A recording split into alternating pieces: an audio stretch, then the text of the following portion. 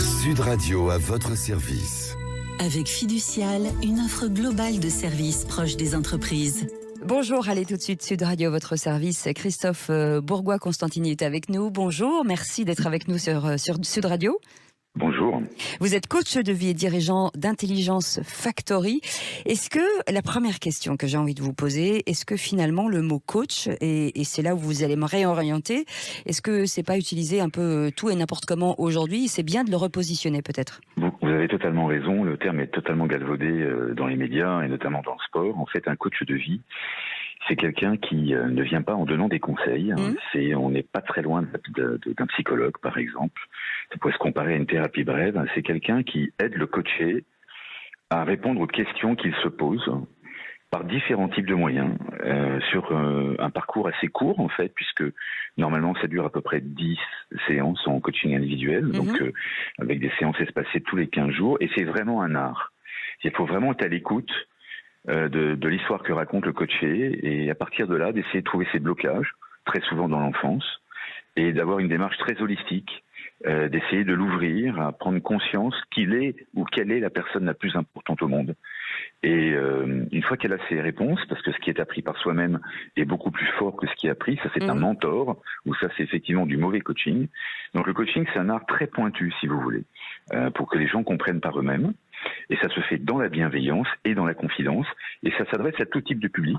Des champions comme j'ai pu travailler, des politiques ou des gens absolument pas connus, et essentiellement d'entreprises. Alors ce qui est intéressant, c'est que dans cette période de crise, forcément on se remet tous en question, beaucoup de reconversions aujourd'hui. Vous évoquez 10 intelligences, mais je ne suis pas certaine que chacun d'entre nous soit capable justement de déterminer quelle est son intelligence à lui. Alors, le concept des intelligences, il a été inventé à Harvard par un grand chercheur. Je l'ai remis au goût du jour depuis à peu près 10 ans que je suis coach de vie après ma formation à HEC. Quand vous maîtrisez d'autres intelligences que celles que vous exercez d'habitude, vous êtes beaucoup plus ancré. On est trop pollué par l'intelligence des maths, par cette intelligence du quantitatif, et on a oublié le sensible. Et pourtant, ce sensible, au travers de toutes ces intelligences, on l'avait déjà lorsqu'on était Homo sapiens sapiens.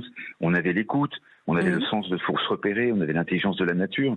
Et tous les champions que j'ai interviewés, de Raphaël Nadal en passant par Thierry Marx ou la présidente d'IBM, par exemple, ces gens-là sont devenus des champions en développant des intelligences très éloignées de ce qu'on leur prête de prime abord. Par exemple, Raphaël Nadal, il regarde pas la balle. Ce que j'ai découvert avec lui, avec mes échanges, c'est qu'il l'écoute. Il la regarde pas. Il l'écoute parce que c'est beaucoup plus précis. Et il a cette intelligence qu'on appelle du rythme et de la musique, que vous avez aussi, qu'on a toutes et tous, puisque ça, c'est notre berceau de l'humanité. Et ça lui permet d'être beaucoup plus précis, puisque ça, c'est d'une précision de 360 degrés, par exemple. Des gens très connus comme François Pinault ou Thierry Marx ont réussi grâce à d'autres intelligences. Mais ces intelligences-là, elles sont pas apprises à l'école. On vient avec. Et ça change tout de s'y connecter. En tout cas, c'est vraiment passionnant. Vous avez écrit 2 livres, c'est l'occasion de les lire parce que j'imagine que dans le contexte actuel, il faut à un moment donné se recentrer un petit peu sur soi-même pour renvoyer la balle, comme on dit, et se sentir mieux dans ses baskets rapidement puisqu'il nous reste 30 secondes. Oui, surtout après ces crises successives. Et je dois quand même juste vous dire, c'est un honneur aux femmes. Les femmes sont beaucoup plus enclines à faire appel à du coaching de vie pour se réinventer que les hommes. Je pensais que vous alliez dire les femmes sont beaucoup plus intelligentes, c'est dommage. Mais justement, elles le sont, voilà. Merci en tout cas d'avoir été avec nous en direct sur Sud Radio. Christophe Bourgois-Constantini, coach de vie et dirigeant d'Intelligence Factory. Vous restez avec nous. C'est le Grand Matin Sud Radio dans un instant et on se retrouve à 17h avec Philippe David. À tout à l'heure. Sud Radio à votre service. Avec Fiducial, une offre globale de services proches des entreprises.